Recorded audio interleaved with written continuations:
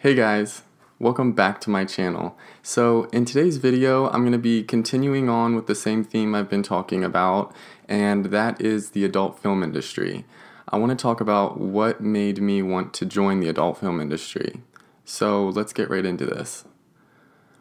So let's start from the very beginning before I even applied to any websites, any adult film websites.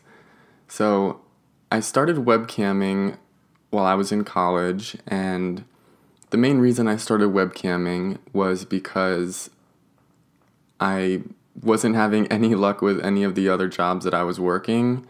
I worked at Baskin Robbins, I worked at Home Depot out here, and I even applied and got a job at a call center, but I never chose to take the job. So I ended up meeting a boy on Grindr, because back during this time, I was on Grindr a lot, spending probably way too much time on Grindr, and I came across this profile of this guy that lived right down the street from the college I was going to, and I was living in the dorms at the time. So we started hanging out, and he was really just looking for somebody to webcam with, and I was just looking for friends, but that kind of brought us together. So he started to kind of put me onto the webcamming thing, and we actually started webcamming together on his account, and he would give me like half of what we earned, which was never the real amount of what I actually earned. I was definitely getting robbed by him, and we'll get into that in a little bit.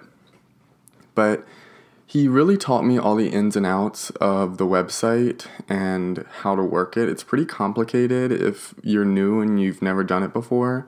So I'm thankful that he taught me all the ins and outs about it. But I ended up creating my own account because while we were making great money together, I just felt like I wasn't getting what I deserved and what I earned. And I really felt like I was carrying a lot of our shows together. So I created my account and I started camming in my dorm room, and this is just so crazy to think about. I started when I had a roommate still, and then I went home, worked a summer job, and then came back to Arizona and had a new dorm room with no roommates, so it was like kind of perfect. And I continued camming there, so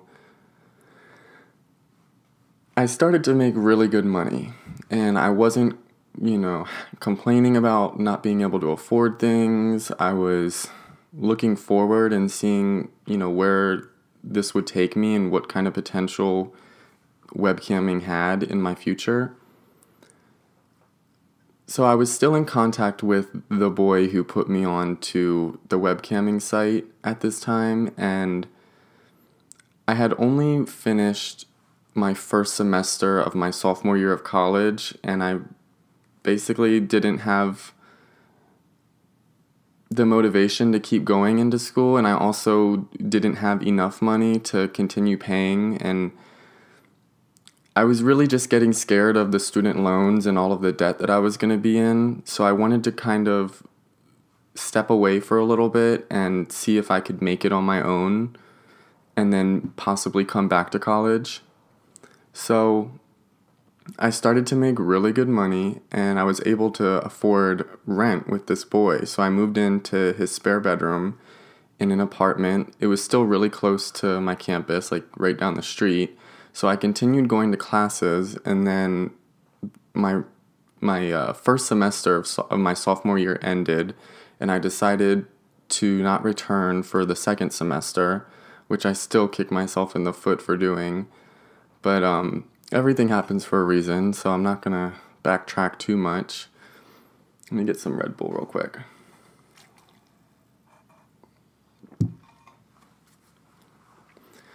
So we started camming together, and I also started camming on my own account. So he would come on my account sometimes, and I would go on his account sometimes. But, we just started to kind of butt heads a little bit and not really get along the most, but we were still civil. at this point. And I brought up to him, like, dude, I would love to get into the adult film industry because I think it would really boost our viewers and our followers or whatever. And he didn't have a social media account. He really just did the webcam site and that's it. Like, he wasn't really all into it like I was. Like, I had an Instagram, a Twitter, an OnlyFans, and this was when OnlyFans was just starting. So I brought that idea to his attention, and he was like, oh no, man, I'm going to have a family one day. Like, I'm not even going to be doing this webcam thing for much longer. And I was like, okay. So I just took matters in my own hands and ended up applying to two or three websites, like my favorite adult film sites. And I didn't hear anything back until like 2 months later, and I heard back from Broke Straight Boys, which at the time, and probably still, I have a lot of respect for the website and the content, because I used to watch their videos when I was super young. Like, they were like some of the first videos I started watching, and I just thought I'd be a good fit, and I thought a lot of the guys looked similar to me. So I got a call back 2 months later, and I was offered a chance to come out and film some scenes in Atlanta. Now, it took me a month to make up my mind because I wasn't 100% comfortable with the idea of going out and doing this and like taking this big leap, because I knew it was going to change my life forever. But after a month, with things getting a lot more tense between the roommate that I was living with at the time and me just not being happy living with him, or just in the area and just wanting to make more money, I decided to go out there. And it was almost like a sacrifice, but it was something that I needed to do because I really needed to get out of that apartment and away from him. And doing this shoot helped me a lot, and I probably wouldn't have been able to get out 3 months early before the lease ended if I didn't choose to go film these scenes. So I do kind of look at it as a miracle, a blessing. I'm very thankful that it came into my life when it did. There couldn't have been a more perfect time for me to start in the industry. So I flew out to Atlanta in March of 2018. It seems like so long ago now, but I've already talked about what my first time out filming some scenes was like, and it really was nerve-wracking and just not what I expected, but it was a really good experience. I didn't have any regrets or any sense of guilt after coming back to Arizona. I was gone for about a week, and it was a great time. Everybody was welcoming, professional. The guys were nice, and the guys were hot too, which really, really helped. So I came back to Arizona and never told the guy where I was going. I just said I was going to visit family, and I don't think he ever found out where I went, but I came back and I just was like a new man. I was so happy. I was just not willing to argue about anything. You know, I was just like, if he wanted me to do something, I would do it for him. Nothing like that. I wouldn't ask him of anything. I was just ready to get out of there. Didn't even tell him I was looking for another apartment. Now, like I said, I moved out 2.5 to 3 months before the lease ended, and I found a beautiful apartment, brand new apartment, far enough away from where I was living with him that I knew he wouldn't find out or like see me around. And when I got approved for the apartment and everything, I finally told him like a day before I moved out that I was moving. Now, I was still paying my half of the rent while I was living in the new place. So I was paying 2 rents, my new rent and then my old rent, just until the lease ended. And that was purely because I didn't have the lump sum to just pay the leasing office up front. So I would just go online every month and then pay my one rent and then pay the old rent. And that went well and everything. And I think he was really surprised by how serious I was and how I just made things happen, and really just manifested what I said I was going to do. And so when I got back from Atlanta, it was, like I said, I felt like a new man. I started getting lots of new followers. I started to make YouTube videos and get comments and subscribers on that. And I started to make more money, and I really just felt like secure and like I was doing the right thing. And I was really thankful to the universe and to God, because I was just depressed for too long, and something needed to change in my life before something bad happened. So once I started making more money and working harder even, I started going back to Atlanta like every other month. And so I was able to get out of Arizona and have like some away time, kind of like a vacation. And at the time, it didn't even feel like work. It felt like summer camp to me, because BSB seemed to be growing and just advancing like right before my eyes. I was there when they bought this huge mansion in Atlanta. So they went from filming in a townhouse to I think it's like a 6,000 square foot humongous house with land and space to stretch and like fresh air to breathe. So I felt like a superstar at the time, and I felt like very proud to be a part of this experience. And that's pretty much how I got into the industry. I just stayed with it, and once I got pretty big with BSB and I felt like I wanted to see where else I could go and how far this would take me, I was actually reached out to on Twitter by my dream studio, like the one studio I always wanted to work with. I'm not going to name them, but I was reached out to them, and I applied to them at the same time I applied to BSB, but I just never heard back from them. So they reached out to me once I started getting a lot of followers on Twitter and a lot of buzz around my name, and they wanted me to come out and film 2 scenes with them. And the first 2 scenes were topping scenes. Now, I'm a good top, but it's not like my most confident skill. I've always felt more confident and comfortable bottoming. So they wanted me to top, which was really nerve-wracking. And then they also wanted me to come out the day after Christmas in 2019, which I was not very happy about because I had to change my flight around.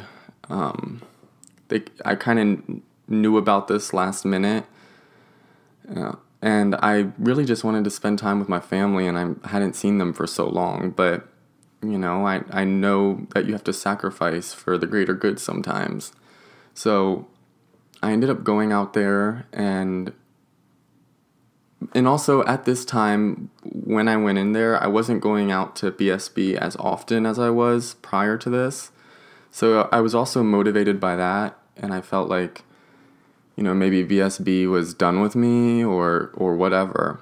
So I went out to Vegas to film, and it was just totally different, like totally different atmosphere from BSB, and it just felt like a party house. It didn't feel like a workplace, and I was the only new guy there.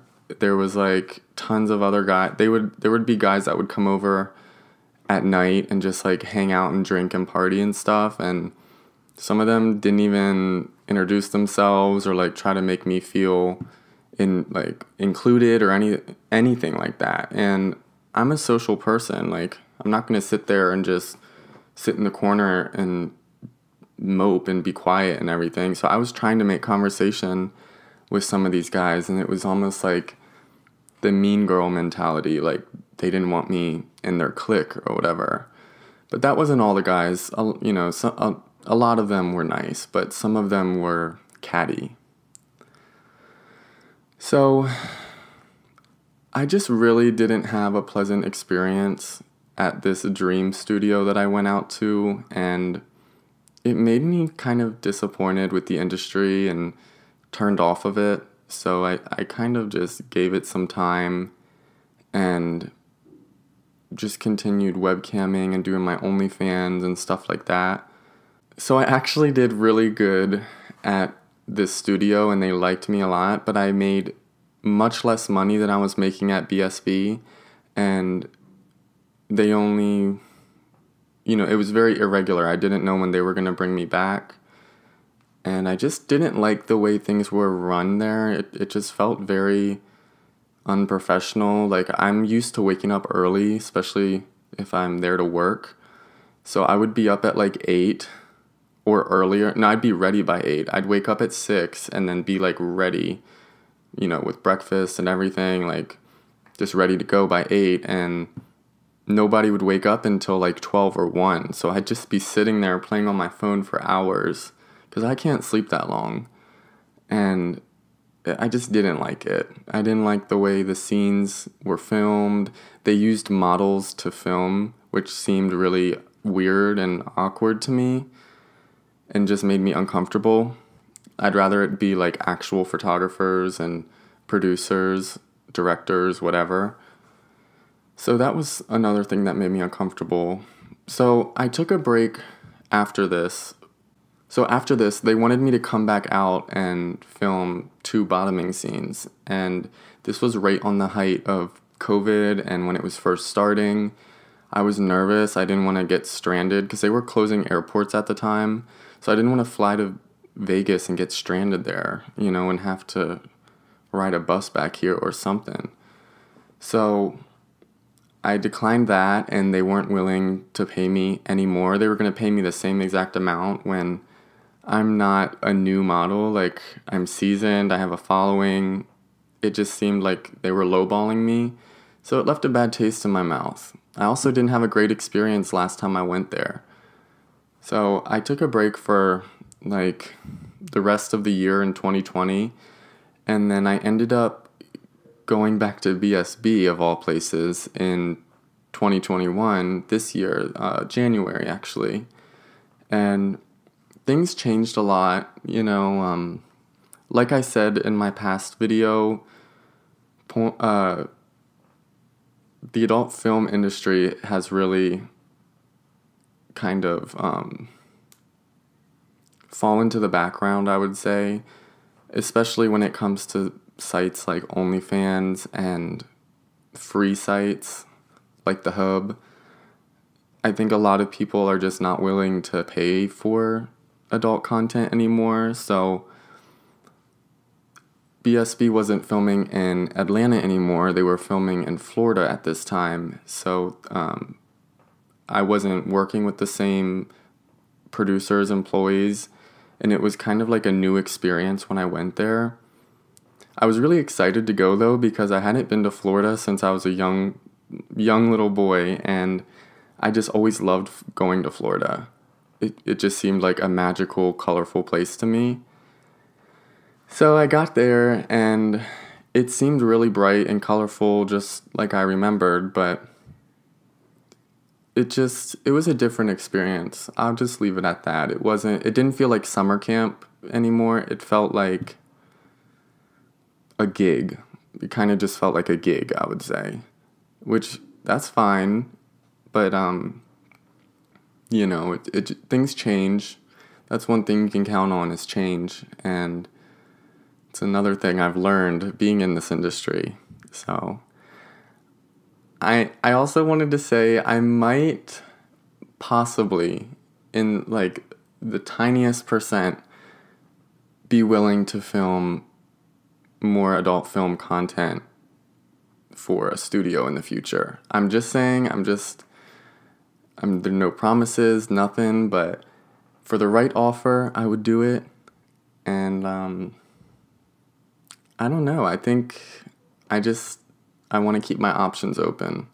I've had a couple people reach out to me and try to get to film OnlyFans or studios. A couple studios have reached out to me too, but I've just turned them down because I don't know. I really don't know. I think I would do it for the right price, but I can't just do it for $1,500. Like, that's my rent, that's gone just on rent. So if I go out there, it has to be worth it to me. Anyways, guys, that's enough of me rambling. I do have to do a little bit of editing on this video. I want to thank you so much for watching. Let me know your thoughts on my decision to join the industry. Also, give me some suggestions of new video ideas that you'd like to see in the future, because I'm curious, and pretty soon I'm going to run out of topics to talk about in this industry. I do have some other ideas though. What do you guys think about me doing a live painting, like a live stream painting session where I just paint and we can talk and everything like that? Let me know, because I want to change it up too for you guys sometimes. Other than that, thank you for watching the Richie Report, guys. I hope you have a great day, and I'll see you on Monday. Bye, guys.